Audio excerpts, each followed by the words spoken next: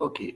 Bonjour tout le monde. Je crois que nous sommes au 16e épisode et je voulais parler donc de l'histoire, pas de Tunisie, mais c'est plutôt l'histoire de l'Ifriqiya.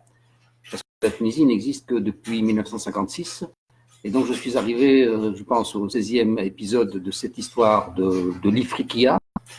Et je vous ai déjà parlé de Saint-Louis, mais je voudrais revenir parce qu'il y a plein de choses intéressantes par rapport à Saint-Louis. Il y a plein de choses. Vous savez, c'est un homme qui est mystifié. Il y a partout des monuments Saint-Louis, des cathédrales Saint-Louis, des universités Saint-Louis, des fleuves Saint-Louis, etc., des villes Saint-Louis. Et en fait, comme je disais, donc c'est une histoire mystifiée. Je crois que tout le récit que l'on connaît du personnage est complètement faux parce qu'on trouve tout aussi bien le bien que le contraire. Donc, c'est un homme qu'on peut noircir ou qu'on peut idéaliser, et on l'a idéalisé par des stratégies des stratégies de l'idéologie religieuse à un certain moment donné. Et donc, voilà. Donc, je reviens un peu sur Saint-Louis parce qu'il y a plein de choses qui ont été dites. Nous avons la version religieuse, la version des ecclésiastiques, la version des hagiographes, des de l'époque, ceux qui faisaient, en fait, ceux qui font l'histoire, c'est-à-dire Rome. On a utilisé l'homme pieux, l'homme catholique qui va imposer la religion comme facteur d'unité nationale, etc. Et donc, nous avons cette vision qui s'est imposée un peu à nous, et cette vision peut être contestée. Pourquoi? Elle peut être contestée si on revoit le contexte général du XIIIe siècle, et si on réétudie les faits, si on voit les non-dits de l'histoire, etc., alors on peut arriver à remettre en question cette histoire de Saint-Louis. Alors, qu'est-ce qu'on sait de Saint-Louis? Saint-Louis, donc, c'est le roi de France. Je vais essayer de ne pas lire parce que le but, c'est quand même de vous raconter l'histoire. C'est pas non plus de faire une émission sur Saint-Louis ou une plaidoirie ou un truc dans ce genre ou un exposé. Non, c'est plutôt de parler un peu improvisé. Et donc, Saint-Louis, donc il est couronné roi des Francs en 1226. Ce que l'on sait de lui, c'est il organise la fameuse expédition de Tunis, la fameuse expédition de Carthage, où il débarque avec une flotte de 7000 hommes, et il n'attaque pas la ville, on ne sait pas ce qu'il veut, et finalement, il meurt et il se replie. Donc c'est un peu l'histoire que l'on connaît de Saint-Louis, et on ne connaît pas le contexte. Alors, d'abord, une question, pourquoi est-ce que Saint-Louis est allé à Tunis? Pourquoi organise-t-il la 8e croisade sur Tunis? Bien sûr, c'est étonnant parce que le royaume de Tunis, le royaume hafside de Tunis et le royaume des Francs n'ont pas de problème entre eux. Ils ont des relations cordiales. Et d'ailleurs, en automne 1269, donc moins d'un an avant, nous avons une délégation hafside qui s'est rendue à la cour du roi de France, qui a essayé de rencontrer le roi, mais elle n'a pas pu. Et en fait, il n'y a pas de problème, il n'y a pas de souci, il n'y a pas d'état de guerre, il n'y a pas, on ne sait pas ce qu'ils veulent. Bon, il y a juste une relation de courtoisie. Ils n'ont pas pu être reçus par le roi, mais on note une certaine ferveur religieuse du souverain hafside de Tunis, donc il est très religieux, et c'est une ferveur religieuse que le souverain des Francs va apprécier. Tout ça, c'est des informations rapportées. Et donc, il apprécie un peu la ferveur religieuse du souverain hafside, et on se dit que peut-être, certains historiens donc, ont émis l'hypothèse que peut-être, en allant vers Tunis, le souverain des Francs espérait convertir le souverain hafside de Tunis à la religion. Donc, cette thèse, bon, on voit, elle est fragile, hein, parce que le souverain de Tunis, d'abord, n'est pas allé à la rencontre du souverain des Francs. Ils ne se sont pas rencontrés, n'ont pas négocié, il n'y a eu aucun contact. Donc, il n'y a pas eu un pas du Hafsid vers le franc. Et voilà. Alors, pourquoi Tunis? Donc, ils étaient supposés avoir des relations cordiales. Une mission diplomatique fut accueillie en 1259. Donc, le roi des Francs, a-t-il cru que le souverain des musulmans serait disposé à embrasser la foi chrétienne pour lui et l'intérêt de son peuple? L'attitude du sultan Hafsid démentit ce point de vue. Lors du débarquement à Carthage, Abdallah Mohammed el-Montasser ne rencontre pas le roi des Francs, n'alla pas à son devant, aucun rapport n'est établi, alors qu'ils étaient supposés avoir de bonnes relations. Alors, y avait-il un projet personnel, un projet intime? D'abord, on voit que l'expédition se termine avec la mort du roi. Donc, c'est déjà une information. Ça veut dire que l'expédition ne peut pas se poursuivre sans le roi des Francs. Ça veut déjà dire un pouvoir personnel. Donc, il y a peut-être des intérêts, un objet caché, un objet intime, parce que normalement, quand vous avez une opération, puis que le chef est décédé, l'opération poursuit ses objectifs. Là, elle s'arrête et la flotte se replie, elle retourne vers la Sicile, où, je vous le dis déjà avant que je n'oublie, elle va être emportée, dit-on, par une tempête à Trapani. Et donc la flotte qui revient de Tunis, qui se replie sur la Sicile, là où il y avait son frère qui s'appelle Charles d'Anjou, roi chrétien de Sicile, qui occupait l'île. Et donc, bon, comme on est un peu dans l'improvisation, ce point de Charles d'Anjou de Sicile est intéressant. Il a été sous-évalué, sous-estimé par l'histoire. Pourquoi? Parce qu'il y a une question du contrôle du détroit de Sicile. Le détroit de Sicile, les rivages de la Sicile vers la Tunisie. Et donc, imaginez un contrôle des Francs sur Tunis et sur la Sicile. Donc, c'est un contrôle sur la Méditerranée. Quand même, c'est un avantage pour les uns, un inconvénient pour les autres. Donc, vous voyez, et ça, c'est un élément qu'on n'a pas soulevé dans... Bon, j'avais prévu d'en parler plus tard, mais je vous en parle comme ça, parce que si je ne commence pas, je ne commencerai pas. Alors, j'y vais, j'avance, rassurez-vous. Donc, il y a une question du contrôle du détroit de Sicile, qui est là, peut inquiéter d'autres puissances, dont la puissance des Aragones. Les Aragones d'Espagne, qui, eux, sont dominés surtout par ce qu'on appelle, leur chef s'appelle Jacques Ier le Conquérant. Il avait déjà conquis toute l'Espagne, Séville, les îles, Majorque, le nord de l'Italie, et aussi en France. Parce qu'il faut savoir que la France n'était pas la France d'aujourd'hui. Donc le royaume des Francs était un petit domaine, et le roi des Francs était en conflit avec l'Aquitaine. Je ne sais pas si vous vous souvenez cette histoire d'Éléonore d'Aquitaine.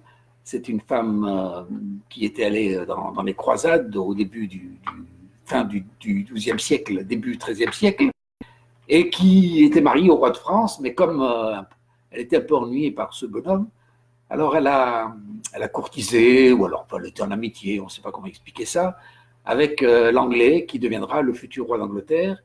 Et donc, comme le roi de France n'a pas apprécié, elle l'a carrément largué.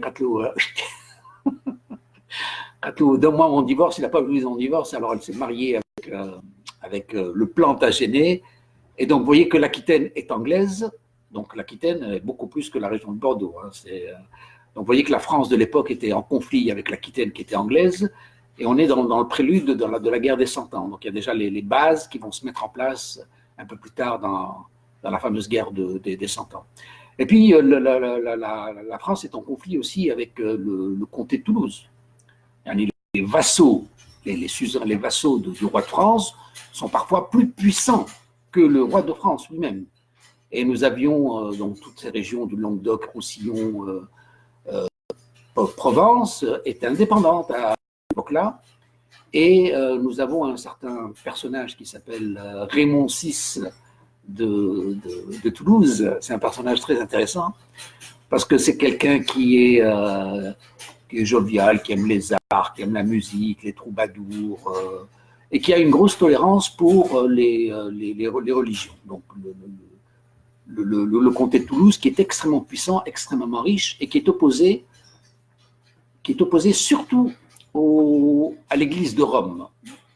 Et comme Louis IX, donc, qui est le fameux Saint Louis, est un peu le faillot de la religion, hein, c'est le dévot, donc il est très très fidèle à l'Église de Rome.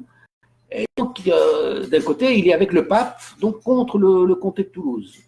Et le comté de Toulouse est opposé au pape, et en conséquence, avec l'opportuniste, pas Saint-Louis, c'était d'abord le grand-père, hein, c'était Alphonse, le roi Alphonse, et plus tard Louis VIII, mais qui ne régnera pas longtemps. Enfin. Donc vous voyez que le domaine royal des Francs est assez réduit. Il ne possède pas l'Aquitaine, il ne possède pas la Normandie, il ne possède pas le Languedoc. Languedoc, c'est du côté de la Suisse, du nord de l'Italie. Il ne possède pas la Provence. Et les Francs sont soucieux d'avoir un débouché en Méditerranée. Vous voyez, ce n'était pas acquis à l'époque. Donc vous voyez, et par rapport à ça, nous avons des conflits perpétuels entre les Aragones d'Espagne, qui dominent toute cette région, les seigneuries de Montpellier, des proximités entre le Toulousain et l'Aragon. Et de l'autre côté, vous avez aussi les ambitieux Francs qui voudraient conquérir la Catalogne, qui voudraient récupérer l'Aquitaine, récupérer le Roussillon, le Languedoc, la Provence, etc. Donc vous voyez le contexte de l'époque du XIIIe siècle, il est en conflit aussi. Donc vous voyez, seulement on utilise l'idée de croisade un peu comme mobilisateur, c'est un peu la volonté des papes. Hein. Donc les papes, eux, ils encouragent, ils représentent un pouvoir spirituel, un pouvoir, une conscience, vous voyez, chrétienne, etc. Et donc, elle recherche des appuis, elle recherche des troupes, elle recherche des financements, elle veut soutenir les idées des croisades.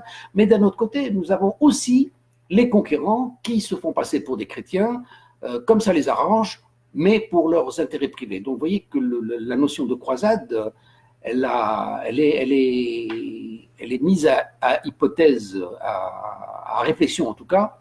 Et c'est pour ça que quand on vous parle de la 8e croisade sur Tunis, on peut d'abord commencer par se dire, était-elle réellement une croisade? C'est vrai qu'on a voulu, soi-disant, convertir le souverain musulman au christianisme. Bon, mais ça c'est la façade. La réalité, c'était pas ça, quoi.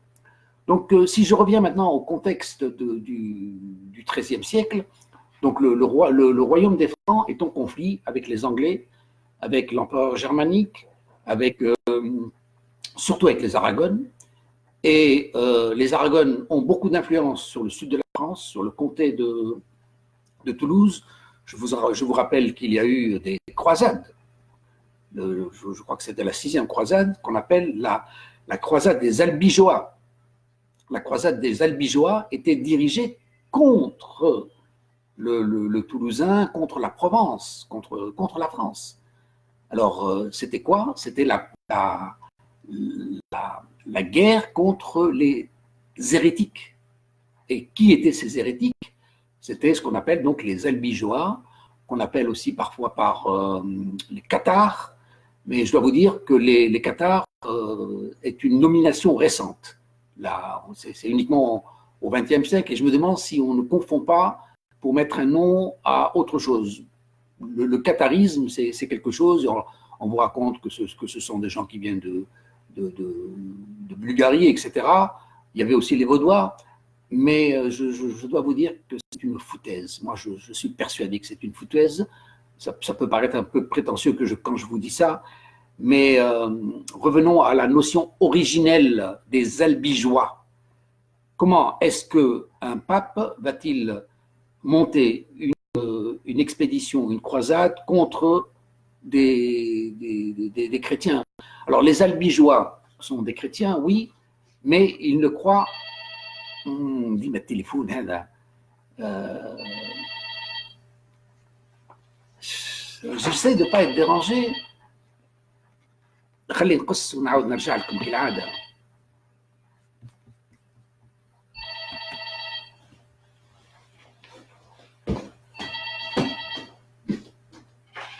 Allô? Allô?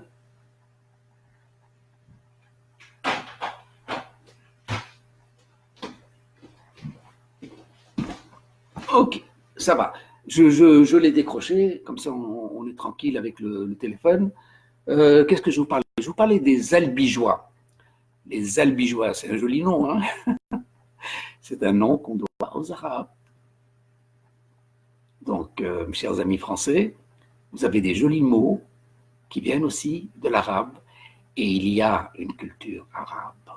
Quand on vous dit les albigeois, je vous dis, ce sont des gens qui veulent bon, je dois essayer de reprendre mes notes là, mais je m'excuse pour vous parler des albigeois, pour être plus précis. Hein.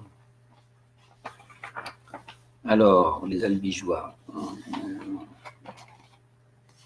Alors, les albigeois.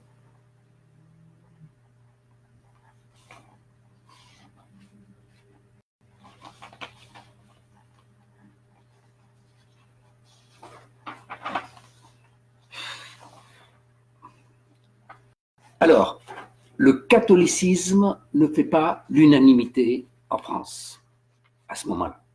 Il y a de nombreux hérétiques, dont les Vaudois et les Albigeois et autres. Peut-être les Cathares, peut-être. Peut-être qu'on confond un peu tous ces gens-là en même temps. Alors, ces gens-là sont opposés au clergé de Rome, je vous parle des Albigeois. Ils dénoncent pas moins que l'Église du diable. Ils ne veulent pas d'autorité sur terre. Il n'y a que l'autorité de Dieu. Il n'y a que l'être humain. Il y a l'individualité. Les Albigeois du Languedoc, d'Occitanie, du comté de Toulouse, rejetaient le pape, se référaient à un Dieu unique et aux seuls évangiles. Ils rejetaient le latin, se référaient à l'occitan. Beaucoup plus tard, on les nommera cathares, sans doute par confusion. Eux se disent les bons hommes. Eux se disent les bons hommes de Dieu, les croyants, les bons chrétiens, soit les hommes de bien. Et donc, ils ont une morale autour de la personne humaine. Ils font vœu de charité, de pauvreté, de piété. Ils voient le bien, le mal, la foi, l'orthodoxie, les comportements terrestres et la récompense humaine, la récompense divine. Ils sont quasi végétariens. Ce sont des montagnards. Ce sont des... il y a plein de points. Alors maintenant, je reviens à la notion d'albigeois. Albigeois, je vous disais que c'était joli en français. En arabe, c'est el-bijawi. Dès que vous trouvez la notion al, c'est l'article. Donc c'est el-bijawa. Et qu'est-ce que ça veut dire el-bijawa? El-bijawa, ce sont les gens qui viennent de Béjaïa. Et Béjaïa, c'est quoi? Béjaïa, c'est la ville de Bougie, en Algérie. Enfin, l'Algérie, c'est à côté de la Tunisie, mais c'était un sultanat. Et la cité de Béjaïa est une cité antique qui était dirigée par un pouvoir hafside. Donc, les Bijawa sont les gens qui viennent de Béjawa. Et dans leur idéologie, vous voyez, on retrouve beaucoup d'éléments de l'islam, avant, bien entendu, la dogmatisation, etc. Vous voyez, c'est-à-dire que les albigeois ne font pas le signe de croix, c'est un péché. Il ne faut pas le signe de croix, pourquoi? Parce que le signe de croix est un symbole de torture de Jésus. Donc eux n'admettent pas ça. Et donc pour dénoncer, pour découvrir un albigeois ne fait jamais la croix. Il ne reconnaît pas Rome, il reconnaît un Dieu unique, il se compte sur son bien, sur sa vie terrestre pour sa récompense. C'est toute une histoire de... Et donc la croisade des albigeois, vous pensez que le pape, qui est très très inquiet par rapport à cette... on est au XIIIe siècle, donc, hein, le pape Innocent III, qui voit ces influences musulmanes en Orient, en Afrique du Nord, et aussi dans l'actuelle France. Donc vous voyez que c'est une préoccupation, et c'est pour ça qu'il va lancer donc les fameuses croisades contre les albigeois, donc contre les gens qui habitent l'actuelle Italie, Nord-Italie, sud de la France, etc. Et le fameux Raymond VI, dont je vous ai parlé, qui est le comté de Toulouse, le souverain de Toulouse, lui est très tolérant à l'égard de ces gens, et on lui reproche donc d'accueillir les hérétiques, d'être tolérant à l'égard des hérétiques, et c'était bien sûr inacceptable. Alors, comment il s'appelle? Raymond VI, je vous disais que c'est un personnage un peu spécial. Pourquoi? Parce que d'abord, il est polygame, il aime la musique, il aime les arts, il est tolérant, et la mode de vie qui ne plaît pas beaucoup au pape. Alors, il est solidaire, mais il ne veut pas reconnaître le pape, et quand le pape le met devant le fait accompli, il lui dit « attention, je vais monter une croisade », eh bien Raymond VI essaye quand même malgré tout de concilier les faveurs et de retrouver, pour éviter la guerre. Et donc nous avons eu une période très longue, depuis très longue, de plus de 20 ans, les croisades des Albigeois. Alors ce Raymond va être excommunié 2 fois. Excommunié, ça veut dire rejeté du christianisme et de l'Église. Et donc, voilà. Alors, il va monter des guerres, etc. Concernant les Albigeois, ils vont subir une croisade pénible. Ils vont passer au bûcher. Et vous savez, c'est très difficile de travailler contre les croyances des gens. Et on leur disait, croyez-vous au pape? Et comme ils refusaient de croire au pape, c'était le bûcher. Ils n'avaient pas le choix. Ou ils devaient se soumettre à la religion catholique romaine, il n'y avait pas de choses différentes, ou alors c'était le bûcher. Et donc, la dernière séance, je vous avais parlé d'Averroès, quand nous avions des hérétiques dans le monde musulman, disons, on censurait leurs œuvres, pas d'eux, on les ignorait. Dans le monde de la France actuelle, dans le monde du catholicisme, c'était le bûcher. Vraiment, c'était... Bon, je ne vais pas faire mesurer l'un par rapport à l'autre, parce que vous verrez dans d'autres récits, si on ne fait pas au bûcher, on lapide, on n'est pas mieux. Hein. Bon, c'est pas... Bon, allez, c'est une parenthèse que je vous ouvrirai tout à l'heure par rapport à Seygerdour, par rapport à la seule reine d'Égypte qui s'appelle Shajarat al-Dour, et que moi je dis Seygerdour, c'est plus mignon, et mais elle fut la reine des... et elle est importante parce que c'est encore un autre élément qui est tu dans cette histoire des croisades. Quand je vous ai parlé de la situation de Saint-Louis, il est en conflit avec les Anglais, il est en conflit avec les Aragones, il va attaquer le Hafsid, on ne sait pas pourquoi, le Hafsid de Tunis, et il était en conflit avec l'Égypte. Il faut savoir que Louis IX, donc notre fameux Saint-Louis, avait participé à la croisade, à la 7e croisade en Égypte. Et alors qu'est-ce qui se passe? C'est qu'en Égypte, depuis l'an 1179, je crois, le dernier Fatimide meurt et c'est Saladin qui prend le pouvoir. Donc Saladin, le fameux Salah ad-Din al-Ayyubi qu'on appelle Saladin, règne sur le Proche-Orient, sur la Terre Sainte, sur Jérusalem, sur la Grande Syrie et sur l'Égypte. Donc vous voyez, il est devenu extrêmement puissant. Et donc la 7e croisade est dirigée contre l'Égypte et elle commence par plusieurs victoires. Croisade qui est dirigée, je ne sais pas par qui, mais en tout cas, le Saint-Louis participe à cette croisade. Et en 1248, le souverain ayoubite, le descendant, donc Salah ad-Din al-Ayyubi, c'était la fin du XIIe siècle. Bon, et c'est sa dynastie qui continue à régner. Et l'un de ses descendants s'appelle Salah al-Ayyubi. Donc Salah al-Ayyubi règne sur l'Égypte, les Saints, etc. Donc c'est un sacré pouvoir. Alors, ce Salah al-Ayyubi est lui-même a une mère nubienne.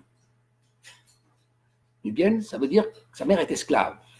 Donc il est half-half. Il est descendant des Ayoub, mais il a une mère esclave. Et bien sûr, son pouvoir est contesté. Alors que fait-il? Il s'entoure de Mamelouks, Mamelk. Les Mamelouks, on traduit ça par esclaves, et en fait, la bonne traduction, c'est plutôt les possédés. Les Mamelouks sont les enfants qui sont recueillis, qui sont enlevés, et qui doivent servir en tant que soldats, alors parfois eunuques, quand on les met dans la cour du prince. C'était des pratiques courantes. On prend des mamelouks, des esclaves, soit dans le foyer familial, soit dans les mamelouks, soit comme soldats, principalement soldats. Et exceptionnellement, ils arrivent à la haute fonction. Et donc, nous avons Salah al-Ayyubi qui, pour se protéger des intrigues, va s'entourer en tout cas de mamelouks avec lesquels il sera plus en sécurité. Et il va lui-même épouser une mamelouk qui s'appelle joliment Sayjerdour. Le vrai nom, c'est Shajarat ad-Dour. Alors, qu'est-ce que ça veut dire? J'ai vu la traduction française, ils disent arbre de perles, mais perles en arabe, on dit lolo, donc je ne vois pas le rapport. Donc, Shajarat ad-Dour, je ne sais pas qu'est-ce que ça veut dire. En tout cas, c'est quelque chose de précieux. Et cette Sayjerdour devient donc la reine, puisqu'elle est. Et puis le Salah al-Ayyubi va renoncer à ses femmes et il va rester uniquement avec Sayjerdour, donc qui est encore une histoire romanesque de l'Égypte. Alors, Salah al-Ayyubi, qui n'est pas Salah ad-Din al-Ayyubi, ne pas confondre, qui est un de ses descendants. Nous sommes donc en 1258, meurt au moment du siège des croisés. Les croisés portent le siège à Damiette, et là, le roi meurt. Qu'est-ce qui se passe? La femme succède, et elle tait la mort du roi. Elle ne le dit pas, et elle continue à gérer le royaume à un moment extrêmement important, puisque c'est à ce moment-là que le général Bayber monte une offensive et ils battent les croisés et ils arrêtent et ils enlèvent le roi Louis IX. Donc Louis IX est emprisonné. Louis IX est emprisonné et celui qui négocie les conditions de sa libération, eh bien, c'est la reine Sayjerdour. La reine va négocier une rançon, elle va demander le retrait des croisés, qu'ils repartent dans leur pays.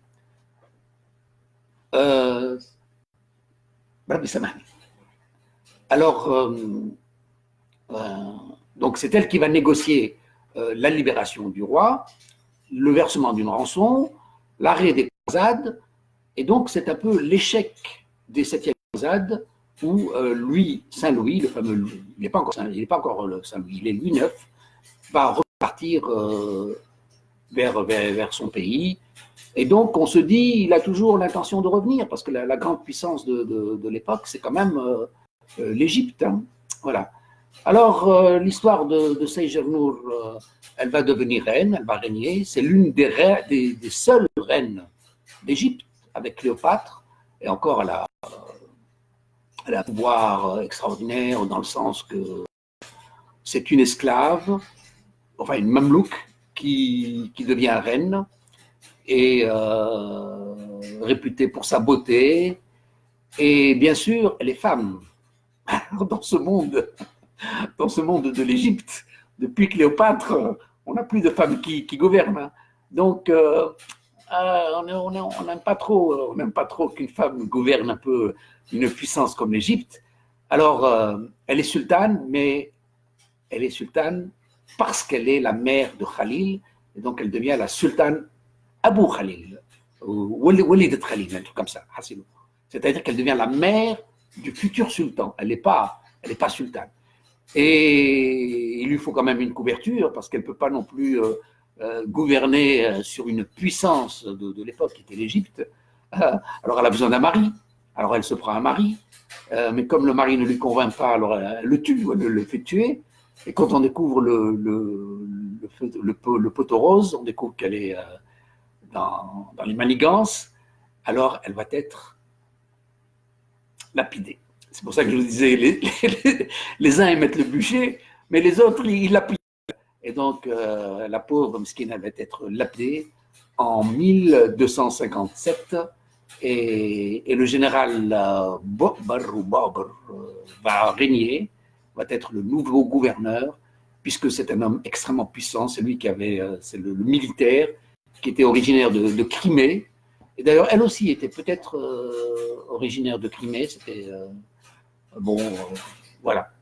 Ok, donc j'ai un peu avancé en parlant, mais je me dis donc l'idée des croisades, la croisade de Saint-Louis, la croisade de Louis IX, pardon, parce qu'il sera sanctifié qu'après sa mort, la croisade de Saint-Louis avait-elle des objectifs de conquête? C'est pour ça que je vous ai rappelé l'histoire de l'Égypte. Et donc, voilà. Alors,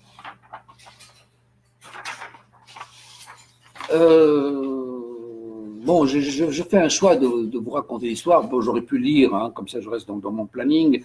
Mais quand on raconte, il y a un côté improvisation. Voilà. Alors, autre chose, oui.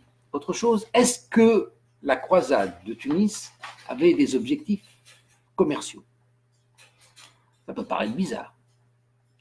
On attaque quelqu'un pour l'ouvrir au commerce. C'est possible. C'est possible. On a vu ça avec le Japon. On a vu ça avec le Japon. Mais beaucoup plus tard, hein, quand les Américains sont arrivés, ils ont voulu conquérir le Japon ne voulait pas. Non, on ne veut pas, on veut pas. Donc on a dû les attaquer, leur foutre quelques bombes pour que le Japon s'ouvre au commerce international, et pour que, aussi une autre raison, pour que l'on puisse voir s'il n'y a pas des ressources au Japon qu'on puisse exploiter. Et alors, le Japon est resté indépendant. Pourquoi? Parce que c'est un pays pauvre. Il n'y avait rien. Quand les Américains sont arrivés, ils ont dit mentalité pas sympathique, absence de ressources, désintérêt total. Donc, ils ont négligé le Japon. Et lui, le Japon, il a pris conscience. Il a dit, ouh là là, nous sommes beaucoup plus faibles que les autres puissances. Qu'est-ce qu'on doit faire pour rattraper notre retard? Et de ce fait-là, on va se mettre à l'école européenne. Donc voilà.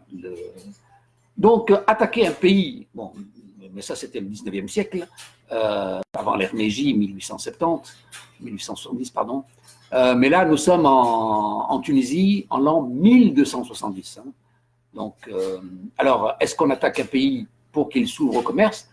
Ça peut paraître bizarre, mais après le départ des Francs, donc les Francs partent en août de 1270, en février 1271, le souverain de Tunis signe plusieurs contrats, plusieurs traités, pardon, avec Gênes, avec Venise, avec Marseille, avec les Aragons, avec les, bon, si vous voulez des détails, avec les Catalans, avec les Provençaux, avec les Génois, et il acquiert le droit d'imposer un impôt de douane, ce qui était nouveau, sur toutes les transactions qui se feraient entre l'Ifriqiya, le sultanat de Tunis et les provinces européennes. Donc vous voyez, aussi bizarre que ça puisse paraître, après l'expédition de Louis IX, la régence de Tunis, le sultan de Tunis, signe des traités de commerce. Alors, il faut d'abord observer que tous ces traités de commerce concernent des villes alliées aux Aragones, pas des villes alliées aux Francs. D'accord? Donc là, on commence à voir la nuance de cette expédition de Tunis. C'est pour ça que je vous disais au tout début que la participation des Aragones, les Aragones d'Espagne, l'Espagne n'était pas un pays uni, hein, ça il faut le savoir. Donc il y avait les Castilles, les Aragones, et il y avait des provinces musulmanes, etc. L'influence musulmane est très importante encore au XIIIe siècle, en Sicile et en Espagne, même si en Espagne, c'est un peu le déclin, et en Sicile, on subit de nombreuses attaques de puissances européennes qui veulent accaparer la Sicile, et le dernier conquérant était Charles d'Anjou, je vous disais ça, le Franc qui est frère de Louis IX. Voilà.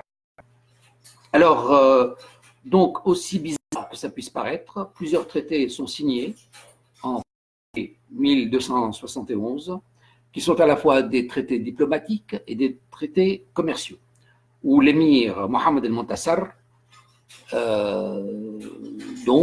négocie avec les Aragones. Alors, je vous ai dit aussi que la flotte des Aragones, vous savez, beaucoup se réclament des croisades. Beaucoup se réclament du christianisme pour leur conquête. Donc c'est vrai que le peuple, il appelle à faire des croisades, mais les conquérants, ils sont en train d'utiliser l'idéologie chrétienne pour leurs intérêts privés. Donc vraiment, les croisades, eux, c'est secondaire, mais ils utilisent le nom de croisade pour faire avancer leurs intérêts. Et donc, au nom du christianisme, au nom des chrétiens, l'Aragon, il combat les Espagnols. Oui, mais attends, il combat les Espagnols, mais il a des troupes morts. Donc, vous voyez, la nuance religieuse, elle n'est pas très, très précise. Hein. Donc, il a beaucoup de troupes mortes, il travaille avec des troupes mortes. Et il négocie avec le sultanat hafside, il est très proche. Les sources n'ont pas assez dévoilé cette importance de l'Espagne, de l'Espagne des Aragones avec les hafsides de Tunis. L'Aragon s'entend avec les Moades, les Mouahidines d'Espagne. Donc il est en accord avec eux, on lui fournit des troupes. Il essaie de conquérir, enfin, il essaie d'appuyer, d'asseoir ses positions dans le sud de la France, donc pour soutenir le Roussillon et soutenir le Toulousain, etc. Donc vous voyez, la notion religieuse, c'est plus un argument de communication, de propagande que la réalité. Et je pense que les recherches peuvent, en tout cas les documents peuvent appuyer ces éléments. Et donc le Hafsid de Tunis est très proche de... Ah oui, je vous disais que les gens se revendiquent des croisades, et dans le même temps de l'année 1269, deux expéditions vont vers les croisades. Celle de Saint-Louis, de Louis IX, qui deviendra Saint-Louis, et celle d'Aragon, et celle de Jacques Ier d'Aragon, qui part de Barcelone. Alors, quand on lit les documents historiques, on vous dit que la flotte d'Aragon devait aller vers la Terre Sainte, mais il y a eu la tempête et donc elle n'y est pas allée. Elle est allée où? Elle est allée où, cette flotte? La flotte de Saint-Louis, de Louis IX, pardon, encore une fois, la flotte de Saint-Louis se dirige vers la Terre Sainte, et puis au dernier moment, quand elle arrive au niveau de la Sardaigne, changement de direction, on va vers Nice. Alors on vous dit aussi, est-ce que le XIIIe siècle était de tempête? En décembre 1270, lorsque les Francs se replient sur la Sicile, là encore, on vous dit que Franck a été emporté par la tempête à Trapani. Beaucoup de tempêtes, hein. Donc, est-ce qu'on peut vérifier la climatologie? Est-ce qu'en décembre 1271, à Trapani, il y a eu une flotte? Est-ce qu'on retrouve des restes humains? Des restes d'une flotte, etc. Est-ce qu'il y a eu bataille? Est-ce qu'il n'y a pas eu bataille? L'histoire n'en parle pas. L'histoire n'en parle pas. Pourquoi? Parce que nous avons une histoire manipulée. C'est une histoire qui s'appuie sur les seules sources ecclésiastiques des hagiographes, des chroniqueurs de Joinville.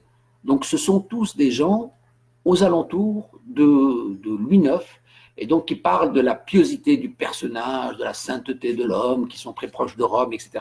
Donc nous avons uniquement ces sources cléricales, et on ne voit pas, on n'a pas d'autres sources. Si on n'a pas d'autres sources, ça veut dire que l'événement n'est pas intéressant. Ça veut dire que cet événement est mis en valeur, ou est mis en épingle uniquement par l'historiographie de France. Les autres, ils n'en parlent pas. Les sources arabes ne parlent pas de croisade. Ils n'ont jamais compris qu'il y avait une croisade à leur encontre. On ne parle pas de l'expédition de Tunis. Il y a uniquement les sources françaises, de l'histoire française d'une certaine époque, hein, où je vous rappelle encore, la France n'était pas la France d'aujourd'hui, mais c'était une France en construction, qui s'opposait, qui n'avait pas l'Aquitaine, qui n'avait pas le Roussillon, qui n'avait pas la Provence, qui n'avait pas le Languedoc, qui n'avait pas la Normandie. Donc vous voyez à quoi elle se réduit la France, mais elle développe un prestige, surtout Louis IX, qui est très allié au pape, et il est malin. Alors attention, Louis IX, il est avec le pape, mais il n'est pas toujours, oui, je veux dire, il laisse faire le pape, et il est très opportuniste. Il vient quand ça marche bien. Quand il a gagné, il arrive. Donc bon, mais ça, il faut voir les détails de l'histoire. C'est pour ça que je vous dis l'histoire de Saint-Louis. J'ai commencé à travailler dessus, et surtout travailler aux alentours. Oh, j'ai trouvé des tas d'informations, et l'histoire officielle, elle est officielle.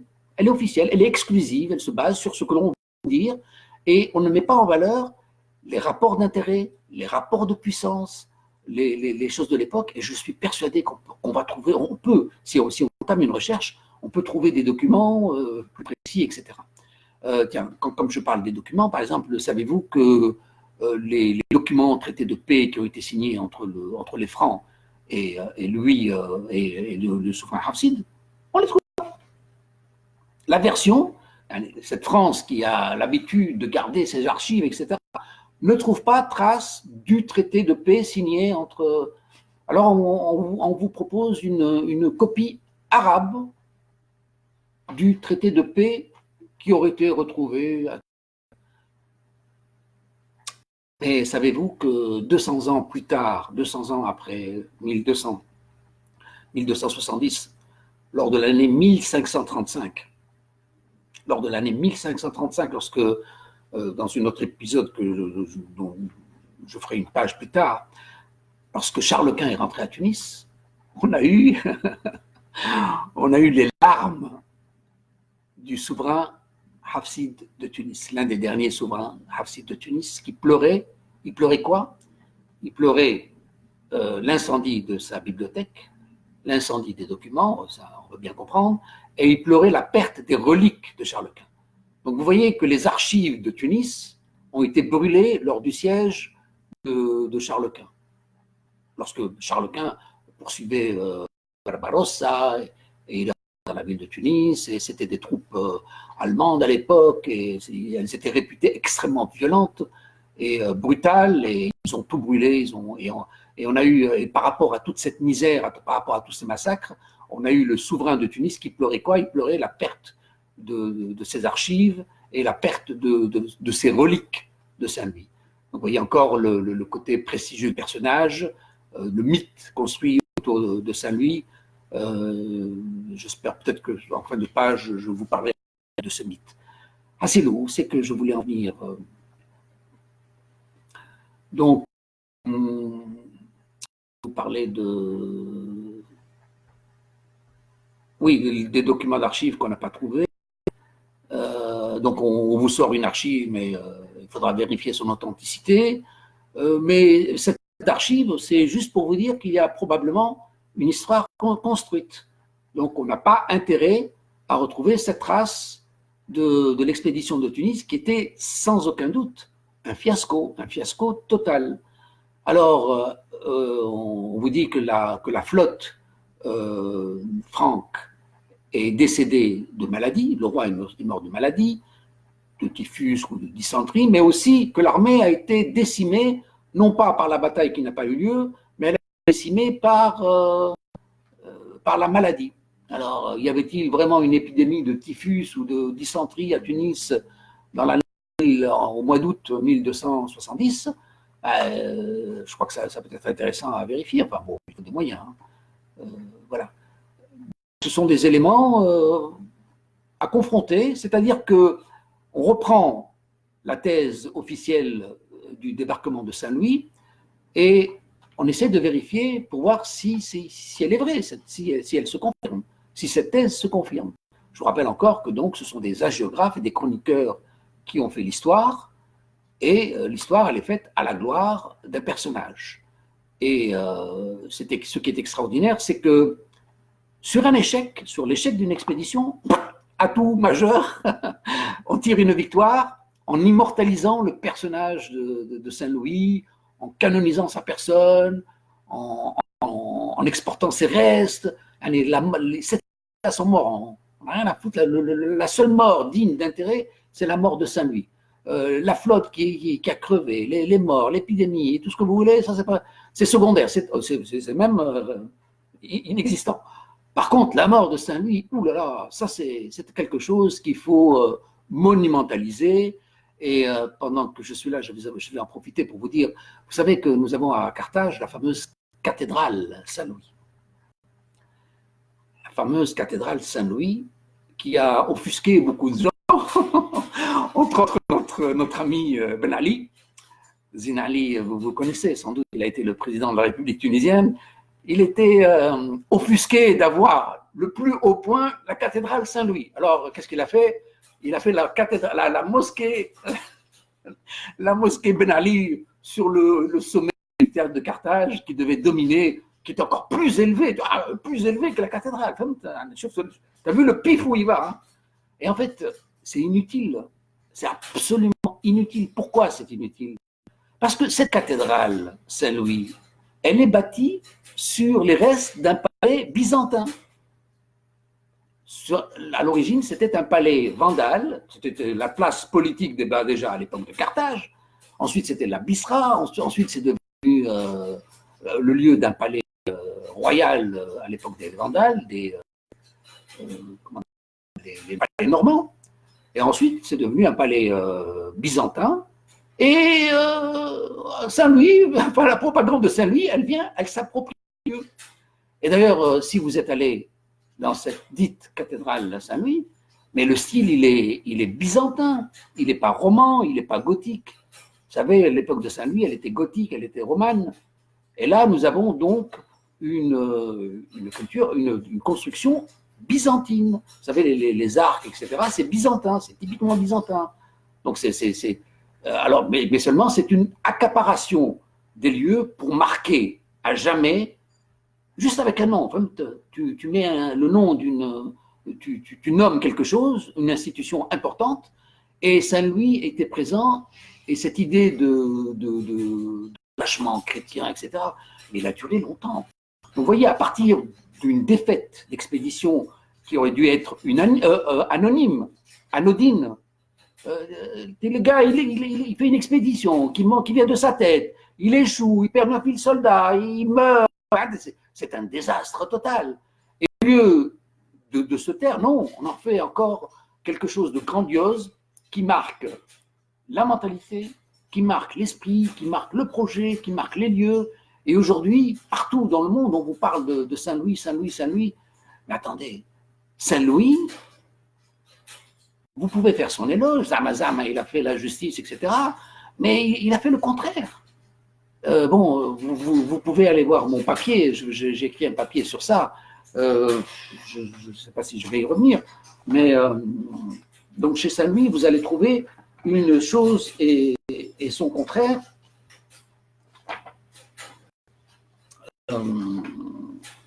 C'est le bon, il faut que je cherche mon papier. Et bon, il y a beaucoup de choses à dire. Donc, vous trouvez à la fois l'ouverture, l'intolérance, l'attaque des Juifs, la volonté de convertir, l'obligation de convertir, le bûcher. C'est pas clean, hein. De toute façon, ces époques étaient cruelles, hein. On pouvait imposer son autorité uniquement par la peur, hein. C'était des systèmes moyens. Donc, vous voyez, bon, voilà. Alors, qu'est-ce que je dois encore vous dire? Bon, il y a plein de choses à vous dire. J'ai fait un papier très intéressant. Je vais le publier dans il sera, enfin, je vais le mettre dans ma page Facebook, hein, dans les prochains jours. Et voilà, et si vous voulez, on peut revenir sur le sujet, hein, parce qu'on peut rediscuter. Alors, cette focalisation religieuse de l'histoire, qui se base uniquement sur cette mystification du personnage, sur cette canonisation de Saint-Louis, sur, bien sûr, ça fait le projet de l'Église romaine de Rome, c'est clair. Mais elle tait les rapports d'intérêt, les conflits de l'époque. Il y a une chose très importante que j'ai oublié de vous dire.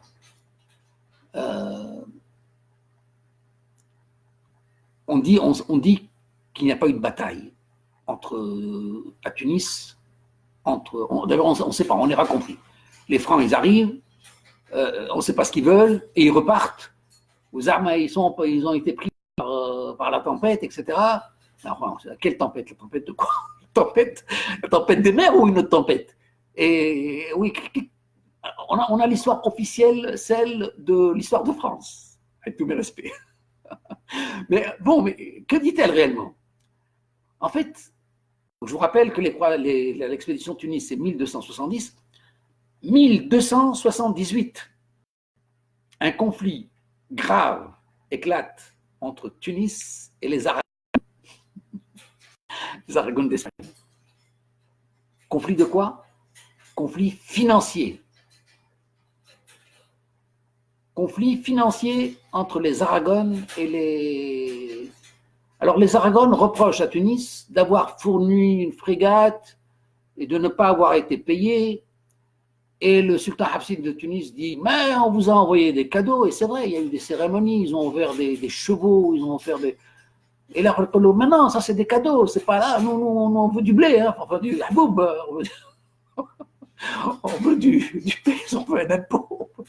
Et donc on a eu un conflit financier, et ce qu'il faut savoir, c'est que Tunis est tombé sous la suzeraineté des Aragonais.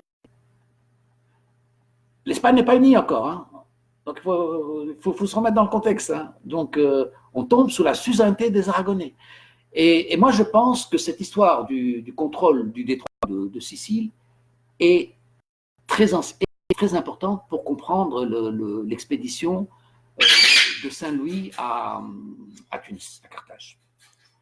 Parce qu'il s'agissait en fait de contrôler le détroit. Et quand on contrôle le détroit, je vous avais dit au tout début qu'il y avait deux flottes maritimes, l'une qui partait de Barcelone et l'autre qui partait de Aix-en-Mer, enfin je sais pas, un port en France, j'ai oublié le nom, qui étaient supposées être destinées vers la Terre Sainte. Et moi je suis persuadé qu'elles se sont retrouvées à Tunis. Alors il n'y a pas eu de bataille, c'est possible. Il y a eu dissuasion, c'est possible. Mais on ne parle pas assez de ça. Disons que la focalisation religieuse de toutes ces difficultés est ce qui s'est passé réellement. Moi, je pense qu'il a dû y avoir quelque chose, tout au moins une dissuasion, puisqu'il y a eu conflit financier, puisque les Aragonais avaient des sous. Et ce qu'il faut savoir aussi, c'est que donc en 1282, donc 1210, l'expédition de Tunis, une douzaine d'années après, ou peut-être 8 années plus tard, je ne sais plus la date exacte, une expédition va à la conquête de la Sardaigne et renverse la dynastie franque, la dynastie des Angevins. Et elle est partie, cette expédition est partie de Tunis. Vous voyez, quand on vous dit où est passée ma 6e armée, où est passée ma flotte, eh bien oui, la flotte franque, pardon, elle a été décimée par la maladie et par la tempête, comme vous le raconte l'histoire, mais la flotte aragonaise, qu'est-elle devenue? Et donc, elle est venue à Tunis, et de Tunis, elle est partie en Sardaigne, et je suis persuadé que le contrôle du détroit de Sicile, puisque ce sont les rivages marins qui portent sur la Tunisie, eh bien, je crois qu'à l'époque, ils n'étaient pas cons non plus, hein, ils connaissaient les intérêts. Il ne fallait pas non plus que ce détroit reste entre les mains d'une seule puissance. Voilà, bon, écoutez, encore une fois, cette histoire de Saint-Louis est passionnante parce que je crois que nous avons un sujet de controverse qui doit être passionnant pour les historiens. Voilà. Alors, est-ce que je termine là? Je vous ai parlé de l'Égypte. Alors, oui, aussi autre point. Est-ce que, encore une autre hypothèse, hein, est-ce que l'expédition de Tunis était destinée à faire alliance avec Tunis contre l'Égypte? C'est possible. C'est possible parce que Tunis s'opposait à l'Égypte. Pourquoi? Tunis, même si on a quitté les Mouadès, les Mouahidines, dont je parlais dans l'épisode précédent, donc il y a une tradition d'opposition à l'Égypte. Donc le Tunis, le sultanat de Tunis, la dynastie des Hafsides a décidé de rompre pour être plus autonome, ça c'est vrai. Il n'empêche que nous étions en conflit avec l'Égypte. Pourquoi? Parce que l'Égypte est conquérante. Parce que c'est l'Égypte de Saladin encore. Après les Fatimides, il y a encore cette volonté de reconquérir l'Ifriqiya. Donc c'est pas absent cette idée-là. Et les sources que j'ai vues, par exemple, parlent d'une intervention égyptienne. En fait, on ne trouve aucune trace d'intervention égyptienne sur l'expédition de Tunis. Par contre, on trouve une expédition sur Tripoli en 1277. Donc les Égyptiens prennent Tripoli et il y a une assez intéressante de Magouille. On avait un certain, j'ai oublié son nom, ce serait bien que je vous donne son nom, si vous me laissez quelques secondes, je vous donne son nom, mais sinon c'est quelqu'un qui a un usurpateur, vous voyez, un usurpateur. Comme il ressemblait au souverain de Tunis, et alors on a raconté que c'était le fils du souverain de Tunis qui devait prendre le pouvoir, et en fait c'était une affaire magouillée par les Égyptiens, mais en fait par le pouvoir égyptien de l'époque. Et donc il y avait des conflits par rapport entre Tunis et le Caire, qui remontent déjà, vous savez, aux guerres hilaliennes, à la rupture avec les Irides dans les épisodes précédents. Donc on a quand même un bagage de difficultés, rajouter encore les Mohadès qui s'opposaient des guerres, hein. Vraiment des guerres, et donc une opposition très très vive. C'est pas impossible que l'ennemi de mon ennemi soit mon ami et que Louis IX soit venu à Tunis d'avoir un soutien, mais bon, il est très très mal pris. Ou alors il a été malade, il n'a pas été capable de commander ses troupes, etc. Voilà. Alors conscience papale, ça c'est.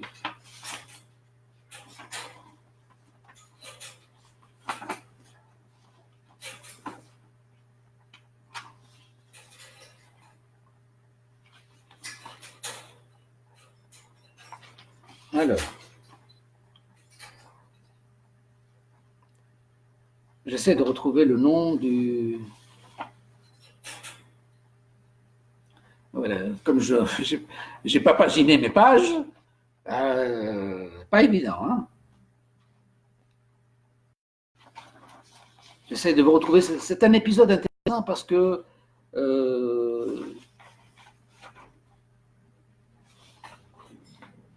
non, je ne retrouverai pas comme ça dans l'immédiat. Bon, c'est un nom, en fait, c'est un usurpateur. Comme il ressemblait au fils du roi, on l'a mis à la tête des troupes, comme s'il devait reconquérir le pouvoir de Tunis.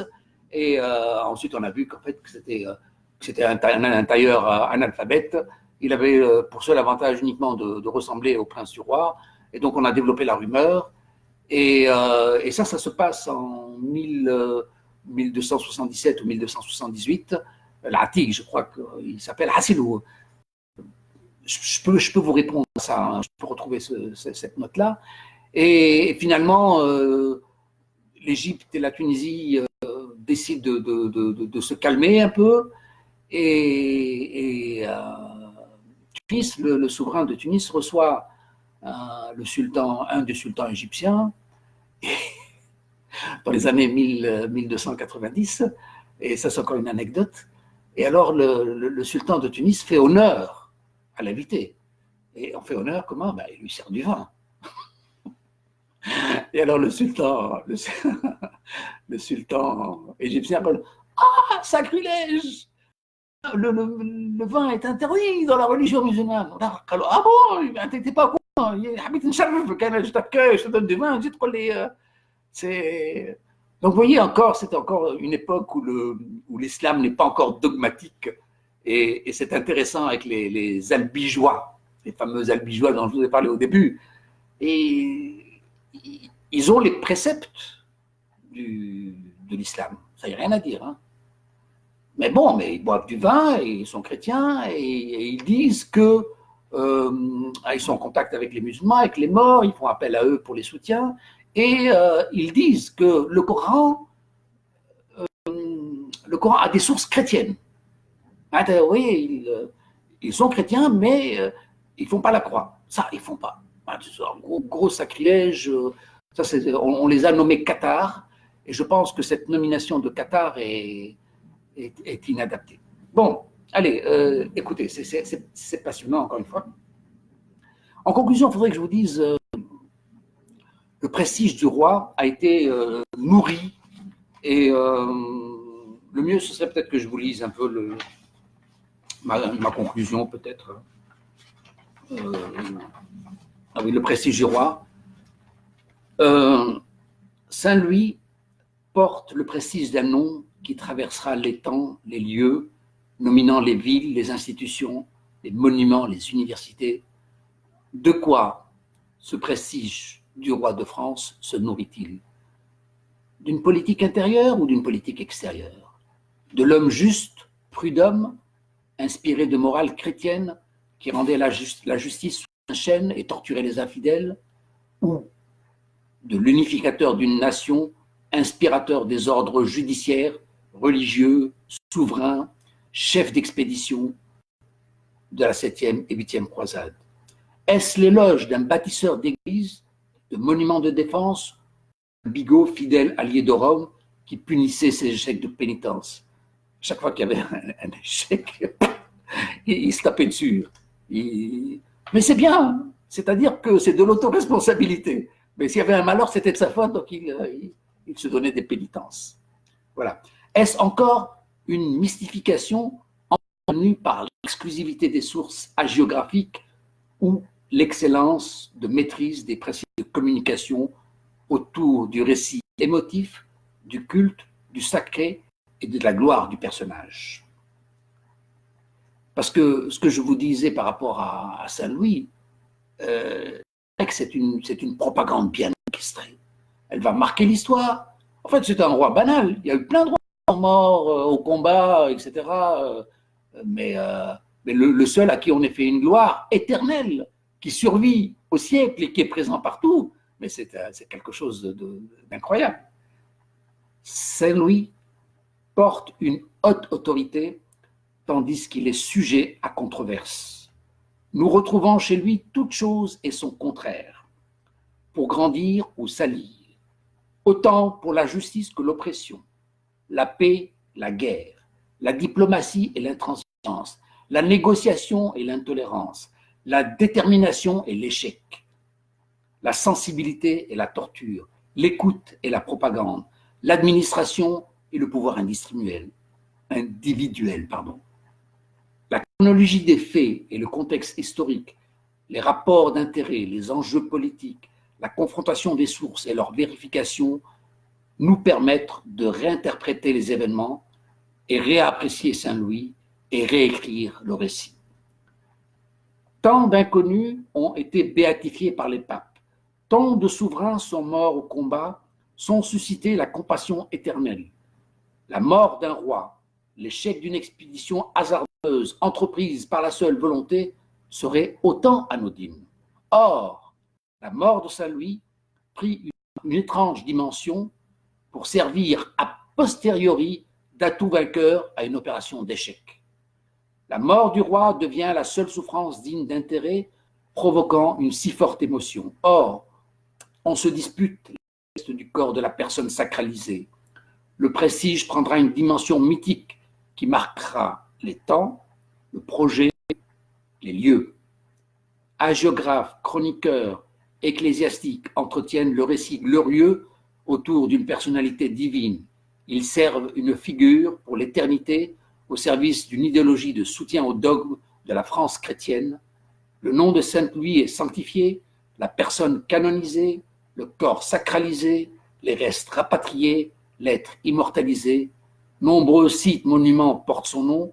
Sur les hauteurs de Carthage, une cathédrale a été édifiée en son nom sur la base d'un palais normand dont le style architectural rappelle encore la tradition byzantine et non pas gothique ou romaine à laquelle appartenait le roi des Francs.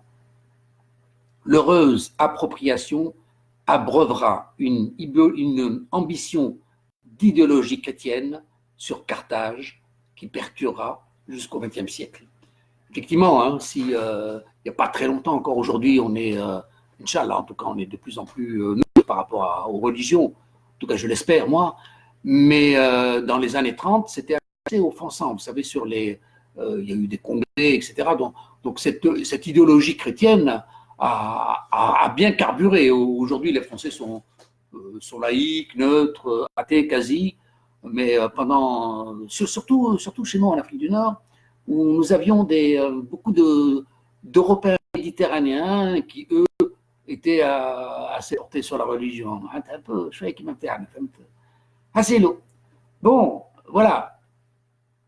En tout cas, je me suis hasardé aujourd'hui, j'ai un peu foncé parce que je termine un travail quand je finis la vidéo et j'avais envie d'en finir parce que j'ai envie de prendre des vacances. Et je ferai une toute dernière vidéo de récapitulation juste par rapport à mon organisation. Et puis, je continuerai le reste de l'histoire de l'Ifriqiya, mais pas maintenant, peut-être à partir d'octobre. Là, je vais prendre congé, ça va? Allez, Djma, je vous dis à très bientôt. Ciao, ciao.